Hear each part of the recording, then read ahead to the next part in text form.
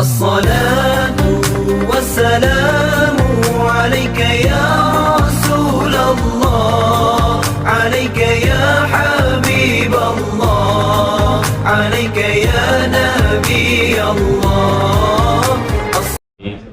Assalamualaikum warahmatullahi wabarakatuh. Kita mulakan dengan kita Al-Fatihah.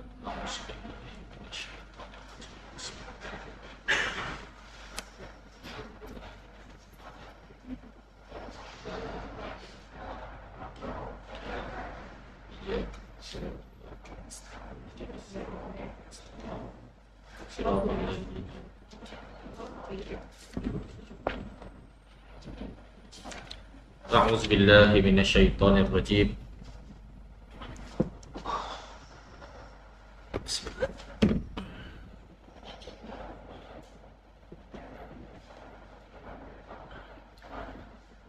Bismillahirrahmanirrahim. Alhamdulillahi rabbil alamin. Alhamdulillahilladzi anzala sakinah fi qulubil mu'minin yajdalu imanan ma'a imanihim. Na'maluhu wa nastaghfiruh wa na'udzu bika min shururi anfusina wa min sayyiati a'malina. Man yahdihillahu fala mudilla lahu wa man yudlil fala hadiya lahu. Asyhadu an la ilaha illallah wahdahu la syarika lahu wa asyhadu anna Muhammadan 'abduhu wa rasuluh. Allahumma shalli wa sallim wa barik ala sayyidina Muhammad wa ala alihi wa sahbihi wa man tabi'ahu bi ihsan ila yaumiddin. Rabbi shrah li sadri wa yassir li amri wahlul 'uqdatam min lisani yafqahu qawli. Ya Rabbana adkhilna mudkhala sidqin wa akhrijna mukhrij sidqin waj'alna min ladunka sultanan nasira. Insyaallah moga-moga kita semua dirahmati oleh Allah Subhanahu wa taala. Alhamdulillah, tuan-tuan, malam ini adalah satu malam yang penuh dengan keberkatan, yang mana telah pun masuk 15 Sya'ban. Yang kita ambil kesempatan pada malam ni untuk kita sama-sama memanjatkan ampun pada Allah Subhanahu wa taala. Dia tidak akan ada keberkatan sesatu hari itu, melainkan diberitahu di dalam pada hari tersebut ada keberkatan. Ramadan dia akan jadi biasa, tetapi luar biasa sebab Allah bagi tahu ada keberkatan di situ.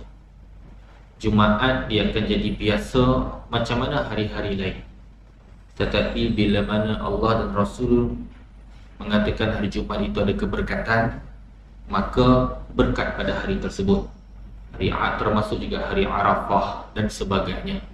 Maka pada sebagai contoh bulan Rajab, sepanjang bulan Rajab itu ada keberkatannya. Keberkatan dari sudut apa? Allah Subhanahu wa taala akan melipat gandakan bagi orang yang beramal. Begitu juga dalam bulan Sya'ban, pada malam harinya Allah Subhanahu wa taala turun untuk Allah mengampunkan dosa hamba dia yang mohon ampun. Daripada Usamah bin Zaid, yang mana Nabi SAW bersabda, "Zalika syahrun yaghfulun nasu anhu baina Rajab wa Ramadan wa huwa syahrun turfa'u fihi al-a'mal ila rabbil alamin. Fa uhibbu an yurfa'a amali wa ana sha'im." Itulah bulan yang manusia lalai mengenainya, yakni antara bulan Rajab dan Ramadan. Kita tahu Nabi SAW sebut manusia dilalai iaitu di antara bulan Rajab dan bulan Ramadan. Sebab apa lalai? Sebab mereka tidak merasakan erti keberkatan di situ. Ini sebagai contoh, orang lalai mendirikan solat. Sebab apa? Dia tak nampak keberkatan fadilat pada solat tersebut. Manusia lalai untuk membaca Quran. Sebab apa? Dia tak nampak fadilat. Tetapi orang bersungguh-sungguh bekerja, berniaga. Sebab apa? Dia nampak bekerja, berniaga itu nampak depan mata dia duit. Itu dia. Orang berempah ulas, berjoging, bersenam, diet. Sebab apa? Sebab nampak hasil dia tu nampak. Tetapi Nabi sebut di dalam bulan Sya'ban, dia manusia kebanyakannya lalai, iaitu di antara bulan Rajab dan bulan Ramadan, yang mana padanya diangkat amalan hamba-hambanya. Dan Nabi pada bulan Sya'ban adalah bulan yang Allah Subhanahu wa taala akan mengangkat amalan manusia. Dan kata Nabi SAW, aku suka tidak diangkat amalanku melainkan aku dalam keadaan berpuasa. Hadis ini adalah hadis riwayat Ahmad. Baik.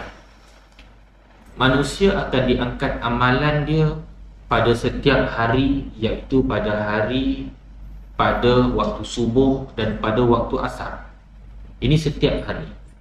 Maka orang yang tidak lalai, mereka akan menjaga subuh mereka tidak melakukan benda yang melalaikan, termasuk pada waktu asar. Sebab itu kebanyakan ulama kalau berzikir mereka panjangkan pada waktu subuh dan pada waktu asar. Majlis taklim pada waktu asar. Bayangkan pada waktu asar kita buat majlis taklim ketika malaikat mengangkat amalan kita pergi bertemu Allah. Waktu itu diangkat sedang melakukan ibadah dan kebaikan. Jadi masa amalan diangkat, dua malaikat akan mencatat. Yang pertama, malaikat mencatat diangkat amalan kita. Yang kedua, malaikat yang turun sambung catat, dia catat amalan yang sama. Maka ada dua malaikat yang mencatat. Itu kelebihan. Sebab itu di pagi hari lepas subuh kita baca maksurat, pada lepas asar kita baca pun maksurat, sebab waktu untuk diangkat amalan. Dan setiap minggu waktu diangkat amalan pada hari Khamis. Sebab itu Nabi SAW berpuasa pada setiap hari Khamis. Nabi berpuasa sunat pada hari Isnin sebab mensyukuri Nabi dilahirkan pada hari Isnin. Dan kemudian pada setiap bulannya akan diangkat amalan, iaitu pada bulan Sya'ban. Kata Aisyah bahawa aku tidak melihat Allah SWT Muhammad, aku tidak pernah melihat Rasulullah SAW berpuasa di lain bulan lebih daripada bulan Sya'ban. Maka dalam bulan Ramadan puasa 30 hari, dalam bulan-bulan lain yang paling banyak Nabi SAW berpuasa pada bulan Sya'ban. Dan baginda pernah berpuasa Sya'ban sepenuhnya, kecuali hanya beberapa hari dia tidak berpuasa. Contoh sebulan, sehari, 2 hari, 3 hari, begitu sahaja dalam bulan Sya'ban. Kadang-kadang Nabi bulan Sya'ban puasa penuh, berpuasa penuh. Tetapi kenapa Nabi berpuasa pada bulan Sya'ban? Kerana Nabi nak amalan diangkat ke langit ketika mana Nabi berpuasa. Itu kelebihan dia. Dan apa kelebihan nisfu Sya'ban pula? Ini kita dengar. Sebab pada hari ini banyak riwayat-riwayat, hadis-hadis palsu yang mana datang kepada kita, malam ni Sya'ban, esok puasa sunnah. Adakah riwayat yang mengatakan pada nisfu Sya'ban besoknya berpuasa sunat? Tidak ada. Tidak ada hadis, tidak ada riwayat yang mengatakan bahawa malam ni nisfu Sya'ban, esok puasa sunat. Dan tidak ada riwayat yang mengatakan malam nisfu Sya'ban maka kita baca Yasin ramai-ramai. Tidak ada riwayat. Tetapi saya tak nak pula kata ini bid'ah, tidak. Saya bukanlah pembawa ajaran oi tak boleh buat bid'ah. Dah bukan. Sabar lu, relax lu. Saya takut nanti ni Ustaz Wahabi ni. Aku kena. Sabar dulu, okey, sabar dulu. Daripada hadis yang mana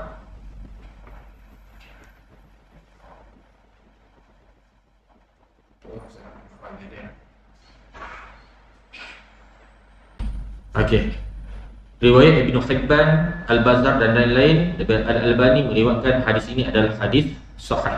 Inna Allah la tali'u fi laylah an-nisfi min Sya'ban fayaghfiru li jami'i khalqihi illa li musyrikin aw musyaqin.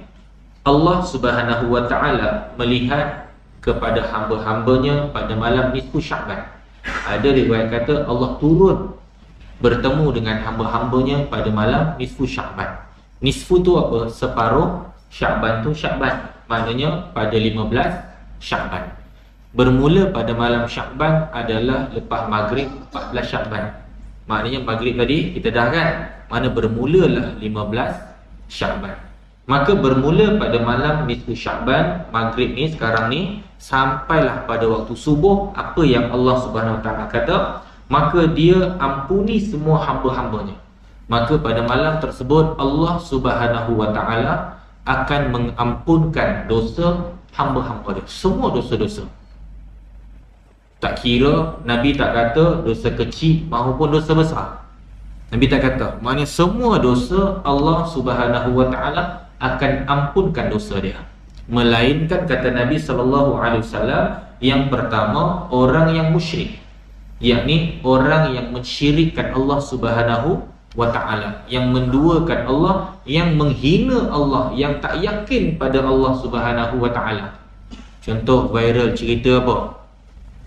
Butterfly. Butter mentega, fly terbang. Mentega terbang kan?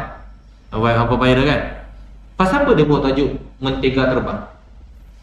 Mentega is a butter, terbang fly, butterfly. Butterfly tu melambangkan apa? Dalam Islam liberal, dia melambangkan tumbuhnya satu fenomena baru, satu pemikiran baru.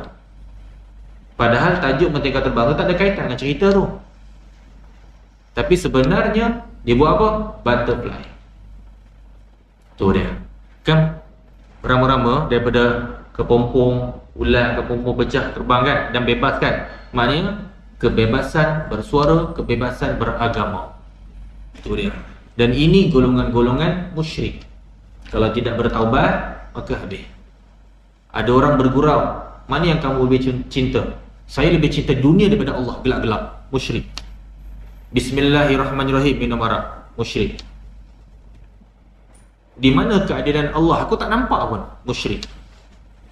Dia tak yakin. Okay? Jaga-jaga. Maka Allah, malam tu Allah takkan ampunkan siapa dia?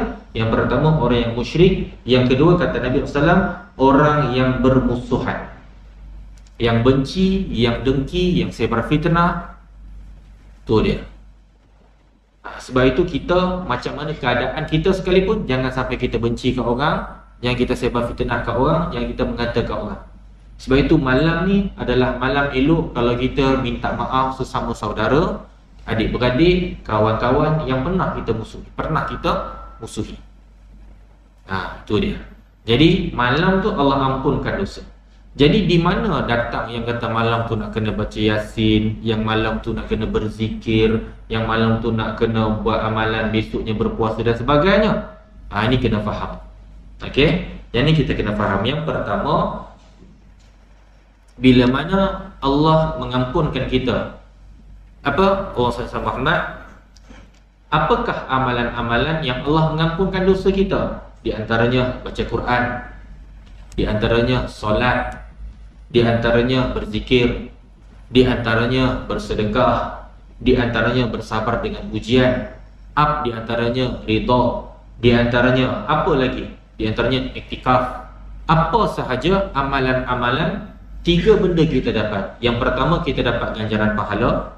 Yang kedua, kita dapat Allah ampun dosa kita. Yang ketiga, Allah akan naikkan darjat kita. Sebab itu pada zaman dahulu, maka ulama nak pastikan orang Islam yang sedikit buat sama-sama supaya semangat. Innallaha yuhibbul ladzi yuqatiluna fi sabilihi saffa ka'annahum bunyanun marsus. Sesungguhnya Allah suka, Allah cinta, Allah seronok hamba-hamba dia buat kerja sama-sama. Seumpama satu bangunan yang batu-bata susun elok. Jadi bila mana kita buat sama-sama, maka pada malam tu lah adanya majlis zikir. Zikir Allah, Allah, Allah 1000 kali. Ada yang la ilaha illallah, la ilaha illallah 10,000 kali. Ada yang buat secara berjemaah baca Yasin 4 kali, 5 kali, 3 kali, 5 kali, 7 kali, 11 kali, 9 kali, 11 kali buat secara ganjil. Maka apa sahaja amalan, kalau seorang-seorang boleh buat tak? Dia susah nak jadi. Maka ulama-ulama dulu dia buat secara berjemaah di dalam masjid atau surau pada malam nisfu Sya'ban. Tapi tidak mengaitkan ini datang daripada Rasulullah SAW. Malam nisfu Sya'ban kena baca yang ni. Malam nisfu Syaban kena zikir macam ni. Malam nisfu Syaban kena buat macam ni. Tak ada. Tetapi kita buat tu untuk apa? Menarik apa? Menarik ihsan Allah pada kita. Kita baca balik ni, kita baca Quran, habiskan 2 juzuk sebagai contoh. Untuk apa? Menarik ihsan Allah. Bukanlah itu hadis daripada Nabi SAW yang kata malam nisfu Syaban, Nabi kata kena buat macam ni, kena baca macam ni, amal macam ni. Tak ada. Semua Nabi sebut malam ni Allah ampunkan dosa kita. Maka pada ketika itu, cara kita nak menarik ihsan Allah untuk Allah ampun dosa, untuk Allah pandang kita. Bila Allah pandang kita, Allah ampun dosa kita, apa saja amalan, bersendirian maupun berjemaah, di masjid surau maupun di rumah. Cuma malam ni elakkan daripada melakukan perkara yang lalai dan kemaksiatan. Tu dia. Sebab orang yang lalai, orang yang maksiat, Allah tak datang. Tu dia. Dan kemudian besok dia, adakah disunnahkan berpuasa pada siang hari nisfu Syaban? Tidak ada riwayat. Tidak ada riwayat. Bila kita buat, malam ni nisfu Syaban, esok kita puasalah. Nabi buat puasa bukan asbab malam nisfu Syaban. Nabi berpuasa sepanjang Syaban. Kita tidak boleh menakalkan yang mana puasa esok hari sunnah Nabi SAW pasal malam nisfu Syaban. Tak ada. Tidak ada. Tetapi kalau kita nak puasa asbab apa? Asbab bulan Syaban, Nabi perbanyakkan puasa di bulan Syaban. Tetapi tidak boleh bagi orang yang janggal berpuasa tiba-tiba nak puasa. Contoh, dalam sebulan dia tak pernah puasa Isnin Khamis, tiba-tiba nak puasa. Tidak digalakkan. Tidak digalakkan. Mana nak puasa pada hari apa? Isnin dan Khamis. Dikhawatiri apa? Kalau besok hari apa? Rabu. Maka dirisaukan bahawa dia berpuasa itu datang daripada Nabi SAW. Maka itu adalah ajaran baru. Itu adalah ajaran baru yang kita sandarkan kepada Nabi SAW. Sedangkan Nabi SAW bukan berpuasa pada siang hari nisfu Syaban sahaja, tapi sepanjang Syaban Nabi berpuasa kecuali sedikit sahaja. Riwayat-riwayat lain, maka itu semua adalah gaib dan banyak yang palsu. Contoh, Nabi sebut, bacalah kamu 44 kali kul, 3 kul, 44 kali. Maka itu tidak ada. Kalau mana-mana yang selain apa yang saya kata ni disandarkan Nabi SAW, maka itu adalah palsu. Tak percaya, pergi cari ustaz-ustaz, mana-mana guru, alim ulama, tutor guru, tanya berkaitan tentang amalan nisfu Syaban. Tu dia. Kebanyakannya palsu. Kebanyakannya palsu. Tapi tak boleh buat amal kan? Boleh. Macam saya kata tadi, nak buat apa pun buatlah. Tak ada masalah. Tak ada masalah. Cuma jangan sampai ni spesifik daripada Nabi ni. Nabi kata macam ni, kena buat. Tidak. Buat apa pun buatlah. Apa tujuan dia? Untuk nak menarik ihsan Allah Subhanahu wa ta'ala kepada kita, supaya Allah ampunkan dosa kita. Dan yang terbaik malam ni, balik ni sebelum tidur ke apa ke, baca surah Al-Mulk dulu dalam keadaan berwudu, dan kemudian duduk kat sejadah, solat sunat taubat. Solat sunat taubat, minta Allah ampunkan dosa kita. Walaupun ada beberapa ustaz bagi tahu mana ada solat sunat taubat. Dia tak payah nak bahas yang tu, tak payah dah. Tak payah apa buat sahaja. Esok pagi, malam ni tidur awal, esok pukul 3-4 pagi ke bangkit, istighfar kepada Allah Subhanahu wa ta'ala. Sebab apa? Sebab apa Nabi bagi ganjaran begini? Sebab apa? Kita nak masuk menjadi tetamu Allah dalam bulan Ramadan, tinggal 15 hari lagi. Ada orang masuk dalam keadaan kotor, bulan Ramadan baru dibersihkan. Ada orang masuk dalam keadaan kotor, dan dia kotor biar dia. Dia tak rasa nak dapatkan Ramadan. Tapi orang yang jauh daripada kelalaian, yang dibimbing Allah, orang yang dia dikasihi Allah, mendapat taufik daripada Allah, dia akan pastikan sebelum masuk rumah, bersih diri dia dulu. Sebelum masuk Ramadan, maka dia bersihkan dulu dalam bulan Syaban ni dulu.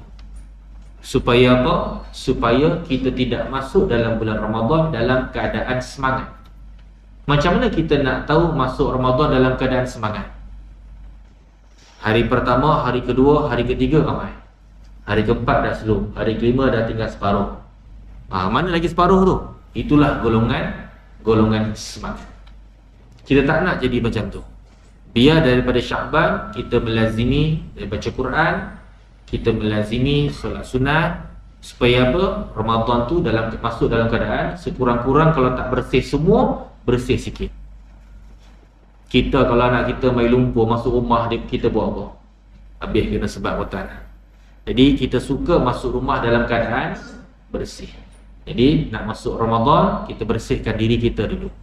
Dan kita perhatikan sungguh-sungguh harta yang kita gunakan dalam bulan Ramadan, tidak ada harta yang bercampur dengan harta haram, terutama sekali harta riba. Jaga-jaga. Contoh, masuk gaji dalam bank. Gaji kita keluar tu, sebelum keluar kita zakatkan dulu. Kita guna tu, sebelum guna kita sedekahkan dulu sebahagian untuk cuci harta kita. Supaya apa? Supaya harta kita guna tu bersih daripada riba, bersih pada haram. Sebab apa? Amalan yang kita lakukan pada tubuh kita ada harta riba, walaupun RM1, Allah takkan terima amalan kita. Allah tidak akan terima. Wallahu alam. Mukadimah sedikit supaya malam ni kita dapat kata apa? Ganjaran nisfu Sya'ban tu sendiri. Ada soalan tak tentang nisfu Sya'ban?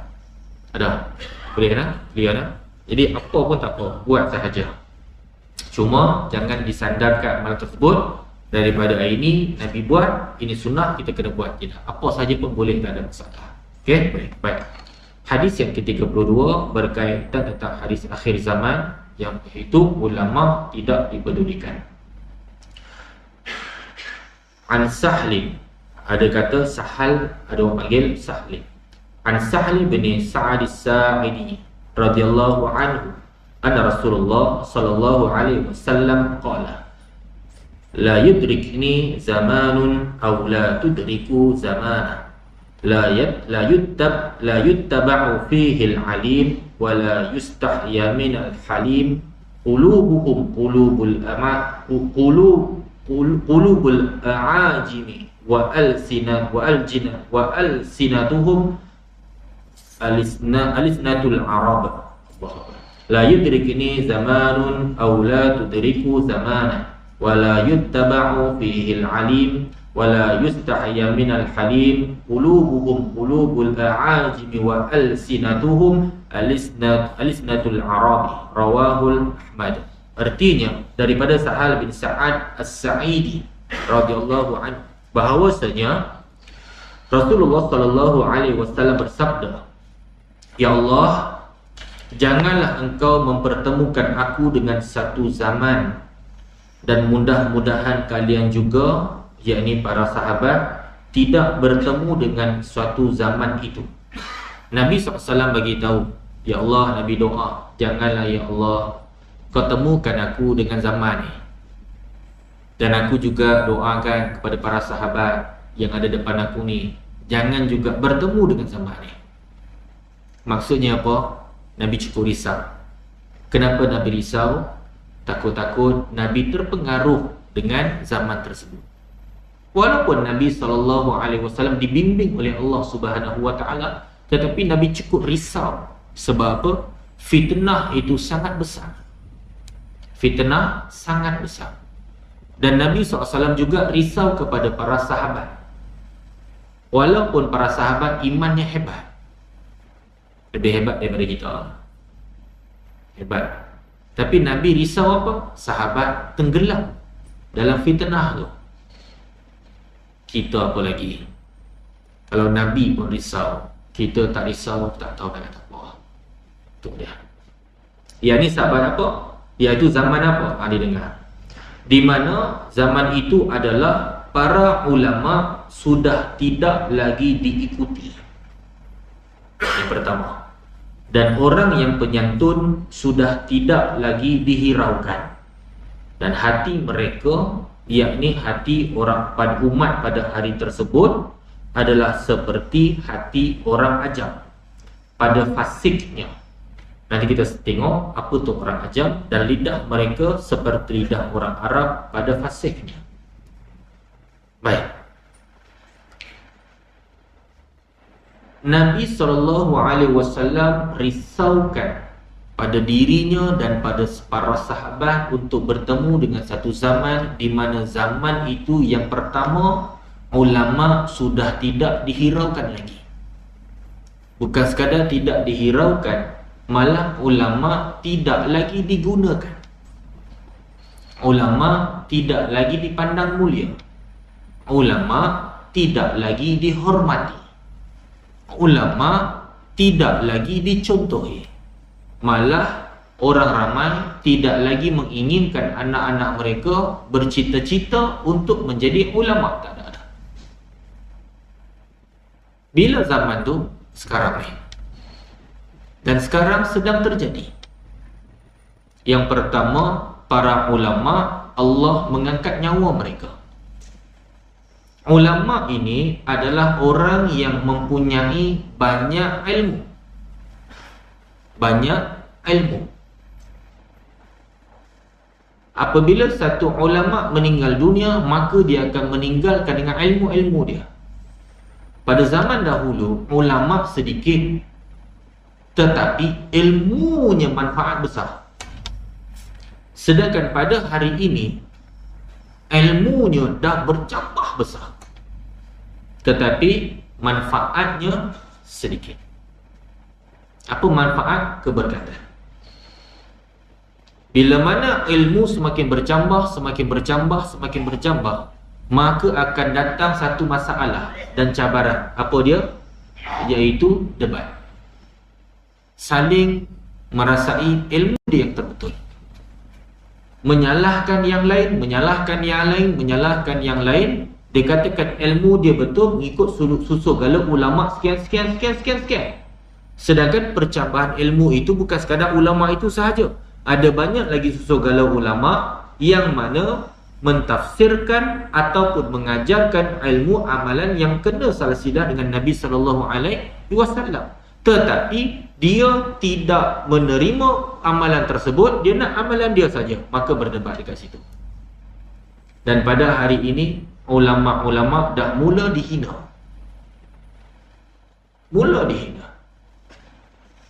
Dikatakan ulama ini dah tidak sesuai pada zaman moden. Ulama sesuai zaman dulu, zaman tak ada handphone, zaman kampung, zaman orang dekat rumah-rumah kayu. Sekarang ni ilmu dah moden dah, semua di hujung jari. Tak perlu dah ulama, Google sahaja. Dulu ada masalah cari ulama. Sekarang ni masalah cari apa? Cari Google, cari TikTok, cari Facebook. Adakah kita yakin soalan yang kita tanya dalam YouTube, soalan yang tanya dalam Google, soalan yang tanya dalam Facebook, jawapan dia tu adalah betul daripada aliran ahli sunnah wal jamaah? Belum tentu. Sebab apa? Sebab dalam tu semua bercampur. Jadi masa kita tanya soalan dalam tu, kita tengok ustaz apa yang jawab. Adakah ustaz itu betul aliran dia daripada ahli sunnah wal jamaah? Malah ulama hari ni bila tegur, maka dikatakan ulama tu kolot. Ni baru-baru ni ada apa? Artis Blackpink masuk datang Malaysia. Berapa? 2 hari lepas. Bila tak? 3 hari lepas. Kan? Bola sepak pun kalah. Bola sepak boleh penuh 75,000. Yang ni masuk 87-89,000. Minimum harga tiket 327. Katalah RM300 minimum tiket. Kali dengan 80,000, dah berapa ratus juta untung kat situ.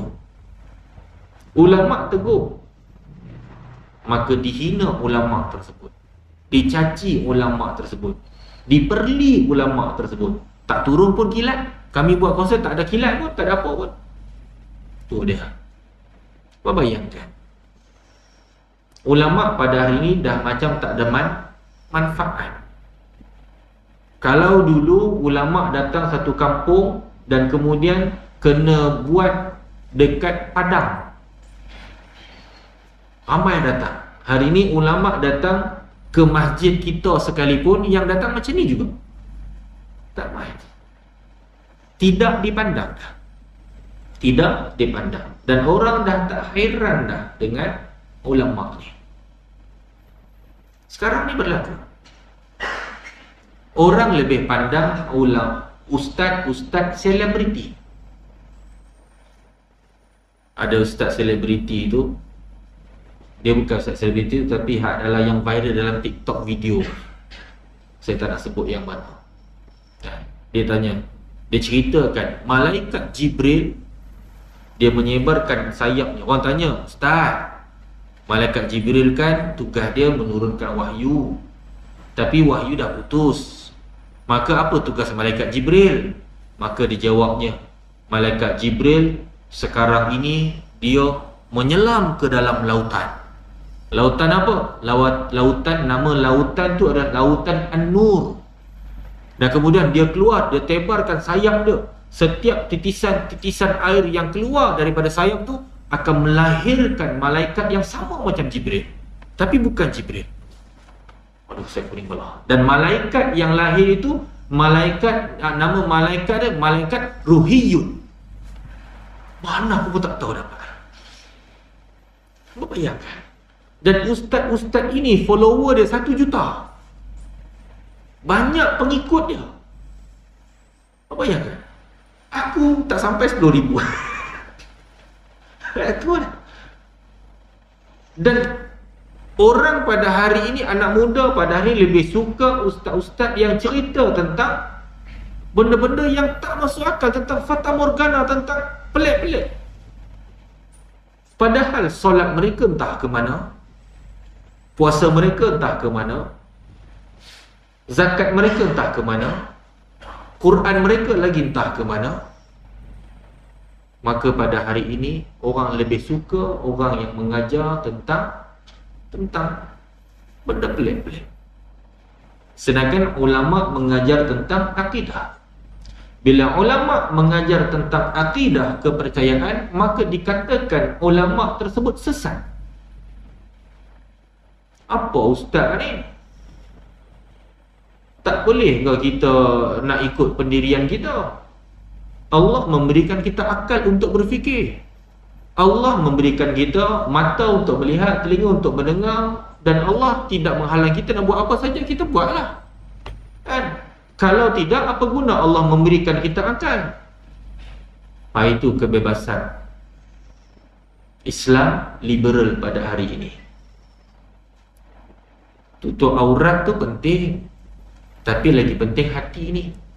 Apa guna orang tutup aurat tapi cakap bohong, tak semayang. Baik, saya tak tutup aurat, akhlak baik. Memang saya tak solat ustaz, tapi saya tak pernah tipu orang. Apa salah saya? Azan. Ini semua ajaran-ajaran ustaz yang tak betul. Islam liberal, fahaman Islam melalui akal. Sedangkan ulama mengajarkan kita berkaitan tentang akidah Asy'ariyah Maturidiyah. Yang dah cerita dah dalam sifat 20 tu. Huraian untuk kita faham tentang akidah ada pada sifat 20 tu. Ada yang kata zaman Nabi tak ada pun sifat 20. Ulama ni pandai-pandai sifat 20 siapa? Sahabat tak ajar pun sifat 20. Tabi'in tak ajar pun sifat 20. Yang kamu mana-mana cerita sifat 20 ni apa? Sesat, bid'ah, neraka, kafir, syirik. Berbayangkan. Berbalah. Dia berbalah. Azan dulu kan? Azan lah. Kau nak balah? Azan tak azan pun balah agak zaman ini.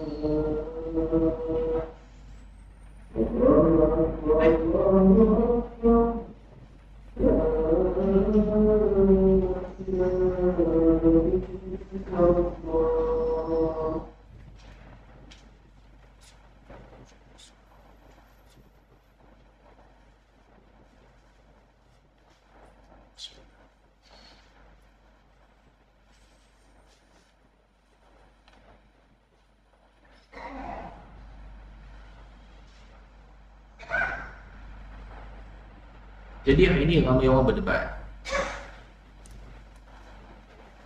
Doa makan Allahumma barik lana fima razaqtana wa qina adzabannar. Itu bukan doa daripada Nabi sebelum makan. Nabi kan sebelum makan Nabi bismillah, habis alhamdulillah. Kita alhamdulillahilladzi at'amana, itu bukan Nabi, itu nak didebatkan. Itu pun nak didebatkan. Pasal nak lepas solat kita sebut alhamdulillah, macam saya sebut alhamdulillah ala ni'matil imani wal Islam. Kita sebut tu. Nabi lepas habis bagi salam solat, Nabi tak sebut alhamdulillah. Nabi sebut astaghfirullah. Lepas solat dalam zikir-zikir ada baca Al-Fatihah. Lepas solat Nabi zikir, Nabi tak baca Al-Fatihah. Apa-apa pandai lagi pada Nabi. Ini semua ni jenis orang-orang yang nak berdebat, orang-orang yang nak memecah belahkan. Sedangkan ulama itu tugas dia adalah mengajar untuk memperbaiki benda mana yang rosak. Tapi kalau kita tak ikut telunjuk ulama, rosak. Kita nak hantar kereta kita pergi bengkel motor ke, atau bengkel lori, atau bengkel kereta. Mana ada orang kereta rosak hantar bengkel motor? Boleh repair, tapi elok tak? Tak elok. Mana ada orang kereta rosak pergi hantar bengkel lori? Boleh lah, tapi yakin kau? Umat hari ni dah rosak, teruk sangat-sangat. Sangat-sangat teruk. Dan di mana ulama? Malah ada golongan-golongan ulama yang diberikan jawatan untuk ditutup mulut dia. Saya tak dengar pun ulama-ulama yang ada dalam bukan sekadar pemerintah, malah yang ada dalam mana-mana parti, mana-mana NGO, mana-mana madrasah dan sebagainya. Ada tapi tak banyak yang nak pergi buat demonstrasi atau pergi buat memorandum atau apa sahaja berkaitan isu apa? Isu filem Mentega Terbang yang pertama, yang kedua isu Blackpink, dan beberapa isu lain lagi. Di mana pada hari ini? Jauh. Kita dah jauh, sesat. Sangat-sangat jauh. Ada tapi tak banyak. Tak banyak. Itu dia. Malah ada ulama dijemput untuk baca doa sebagai contoh satu majlis kahwin sebagai contoh, panggil untuk jemput doa. Habis doa, maka dia buat program tari menari, dia buat program karaoke pula. Yang karaoke tu pula makcik-makcik pula. Allahu Akbar. Bukan sekadar majlis kahwin, majlis keramaian, mesyuarat, majlis mana-mana majlis, dia baca doa tu. Lepas tu dia buat nyanyi-nyanyi. Nampak tak? Dihina. Itu satu penghinaan. Itu dia. Malah bukan itu sahaja, ulama-ulama mula disekat kerja dakwah mereka. Macam mana Abu Lahab menyekat Nabi berdakwah. Tabbat yada Abi Lahabin wa tab. Satu dia. Allah hina. Pasal tak hari ni banyak isu ustaz-ustaz yang mengajarkan tentang akidah, yang mengajarkan tentang agama yang betul disekat, dihalang. Atas alasan apa? Atas alasan tidak sama parti. Atas alasan tidak sama bulu. Atas alasan tidak sama fikrah. Atas alasan tidak sama sefahaman.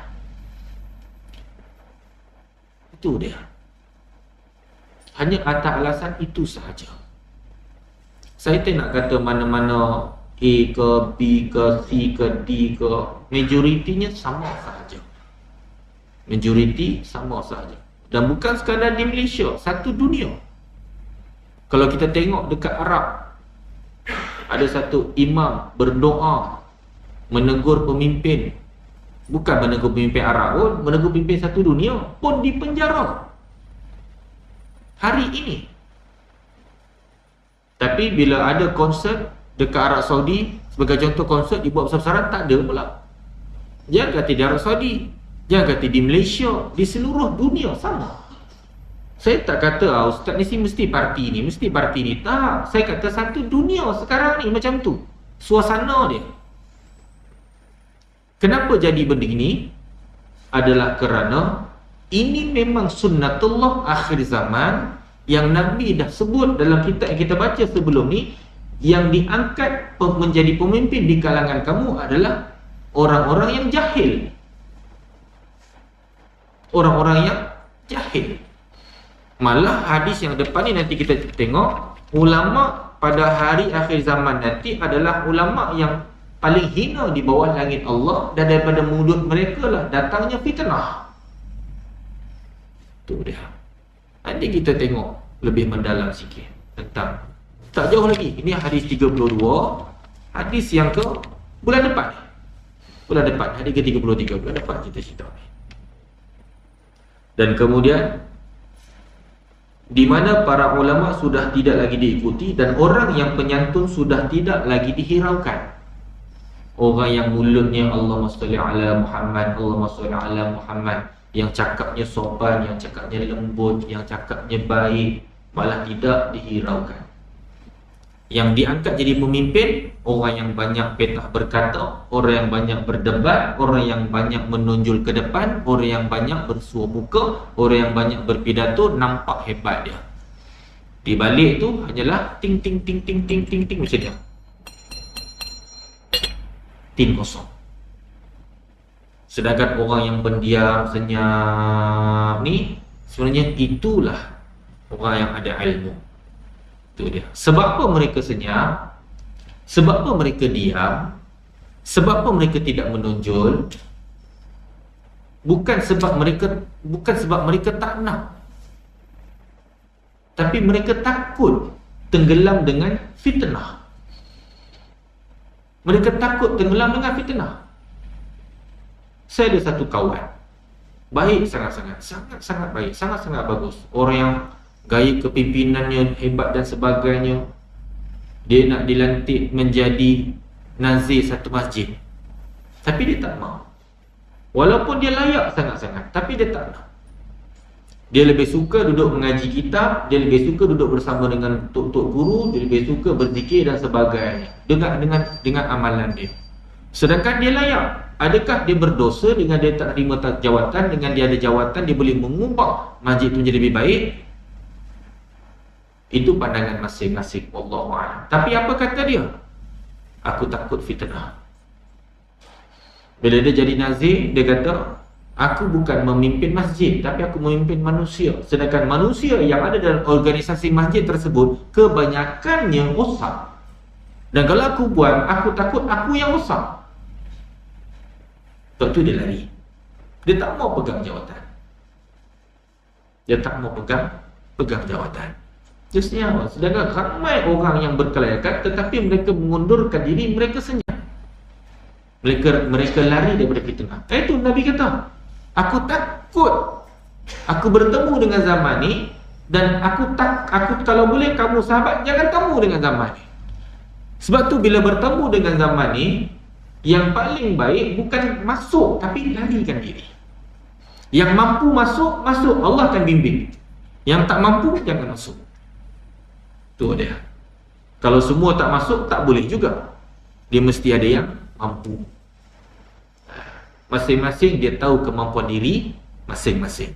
Tetapi hakikatnya kebanyakan orang inginkan jawatan, inginkan kuasa, inginkan pengaruh, ingin apa-apa sebab berkepentingan.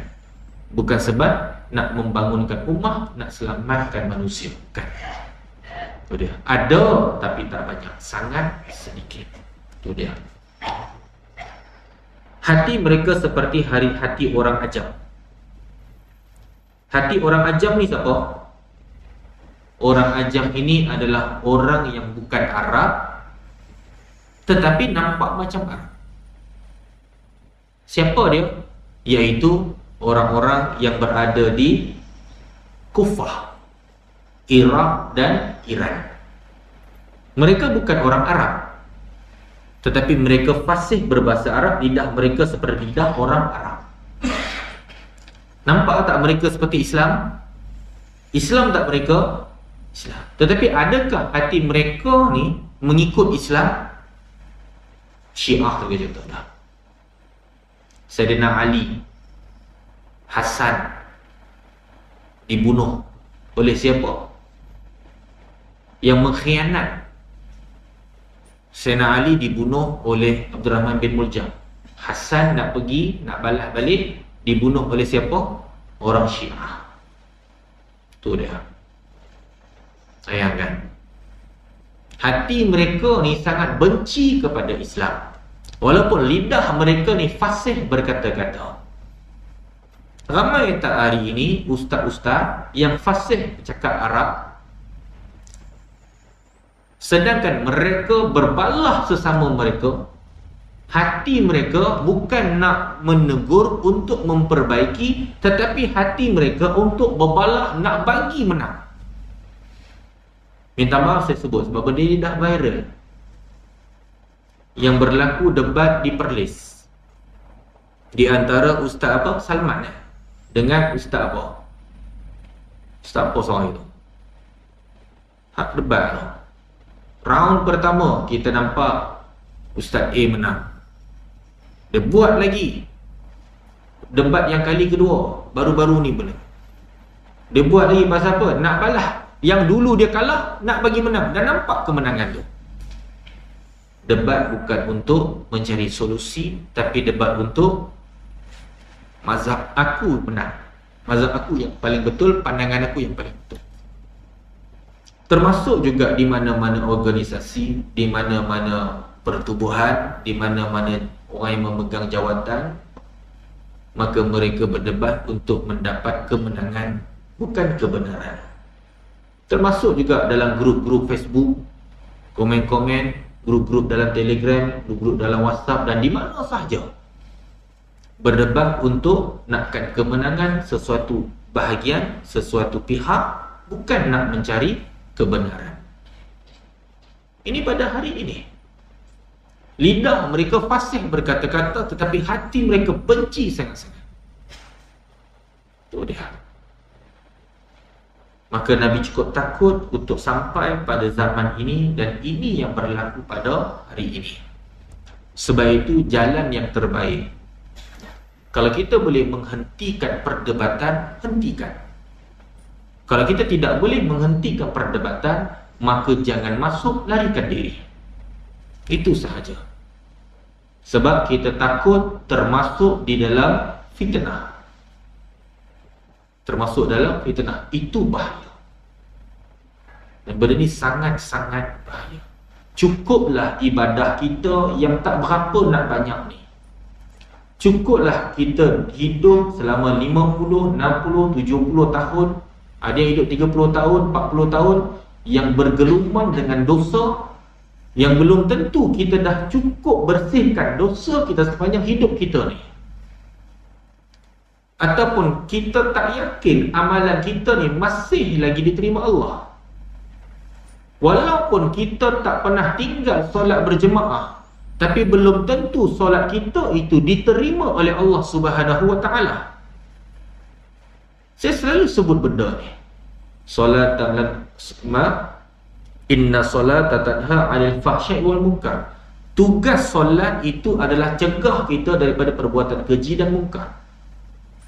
Perbuatan keji dan munkar tu datang daripada hati, dia akan bersihkan hati kita daripada pemarah, pendendam, benci ke orang, dengki ke orang, nak membalas balik, nak mencaci, nak maki, nak pandang serong ke orang, pemarah, pemalas dan sebagainya. Ini datang daripada hati, dan solat tu akan mengubati hati kita. Macam mana ubat sapu akan mengubati kurak kita tu, macam mana Panadol mengubati demam kita tu, fungsi ubat mengubati. Dan ubat kepada hati adalah solat. Setiap hari kita solat tak pernah tinggal, malah solat berjemaah, malah kuliah maghrib, kuliah isyak, kuliah subuh, berzikir, baca Quran, tak pernah habis. Tetapi man solat solatan lam tanhahu 'anil fahsya'i wal munkar lam yazdad biha minallahi illa bu'da. Barang siapa yang solat, barang siapa buat ibadah, barang siapa buat amal soleh, tapi solat dia, ibadah dia, amal soleh dia tak cegah dia daripada buat keji dan mungkar, penyakit hati dia tak ubat. Sedarlah sesungguhnya solat dia tu sia-sia di sisi Allah, ibadah dia tu dia tidak diterima di sisi Allah. Walaupun solat dia tu di padang mahsyar nanti, waktu sekian-sekian, okey, dia solat, okey, lepas. Tetapi solat dia itu tidak akan mendatangkan cahaya di padang mahsyar nanti. Solat dia lepas dah. Tapi kita nak yang next tu. Apa dia? Memberikan cahaya di padang mahsyar. Untuk kita berjalan tu baik. Sedangkan kita minta ke Allah, Rabbana atmim lana nurana. Ya Allah, sempurnakanlah ya Allah cahaya. Ya Allah, ni padang mahsyar ni aku nak jalan, cahaya tak banyak ni. Ada orang Allah bagi cahaya sebesar alam ni, sebesar gunung, sebesar bukit, sebesar pohon kurma. Ada yang sebesar tamar, sebesar ibu jari kelingking kecil sahaja cahaya dia. Ada yang tak ada langsung. Kita di padang mahsyar, ya Allah, aku dulu kat dunia ni amalan cukup banyak, tapi pasal apa? Cahaya sikit hadiah. Atmim lana nurana, sempurnakan cahaya kami ya Allah, ni tak banyak, tak cukup ni. Waghfir lana, ampunkan kami ya Allah. Dulu kami buat silap tu ya Allah, lah ni ampunkan ya Allah. Tapi di padang mahsyar Allah terima tak taubat kita? Takkan terima.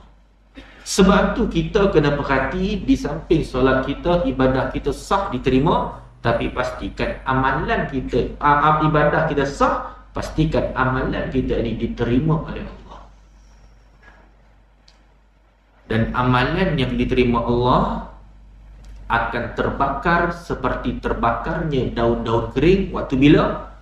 Yang pertama, bila kita sebarkan fitnah. Tu dia.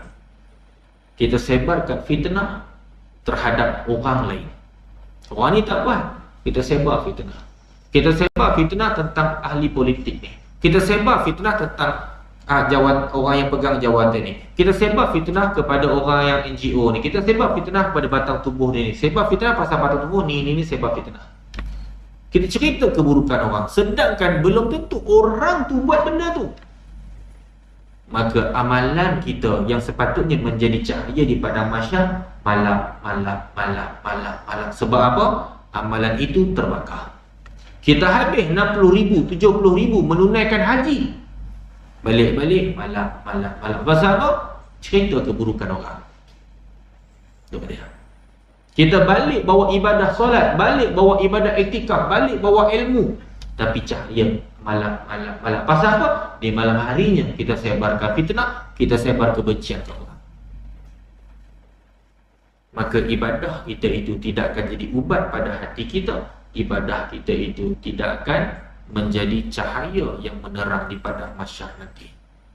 Maka benda ni saya pesan pada diri saya sendiri, dan saya juga pesan kepada semua, moga-moga kita menjadi orang yang sentiasa terjaga amalan kita tidak terbuang atau terbakar sia-sia.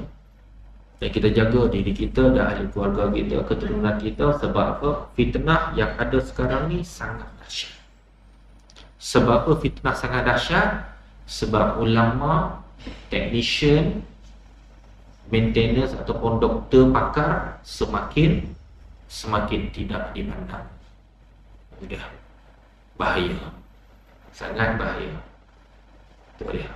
Kita ada sakit kanser, kita dengar cakap jiran kita, buat macam ni insya-Allah sembuh. Sedangkan kita tak pergi jumpa doktor pakar, macam mana nak selesaikan penyakit kanser kita? Kita sesak nafas, kita tak pergi jumpa doktor pakar. Kita pergi jumpa jiran kita, alah apa, hampir duduk sauna sudahlah, eloklah tu, tu. Takkan selesai masalah. Kena jumpa doktor pakar. Wallahu a'lam. A'udzubillahi minasyaitonir rajim. Allahumma shalli ala Muhammad wa ala qalibal qulub wa tsabbit qulubana ala dinika wa ala ta'atik ya ayyatuhan nafsul mutmainnah irji'i ila rabbiki radiyatan mardiyatan fadkhuli fi rahmatil jannati ya rabbana adkhilna mudkhala sidqin wa akhrijna mudkhala sidqin wa ja'alna min ladunka sultanan nasira wa sallallahu ala sayyidina Muhammad wa ala alihi wa sahbihi. Amin. Yang berkenan kepada Allah SWT, salah silap saya mohon maaf. InsyaAllah moga-moga ada kebaikan daripada perkongsian kita pada hari ini. InsyaAllah. Assalamualaikum warahmatullahi wabarakatuh.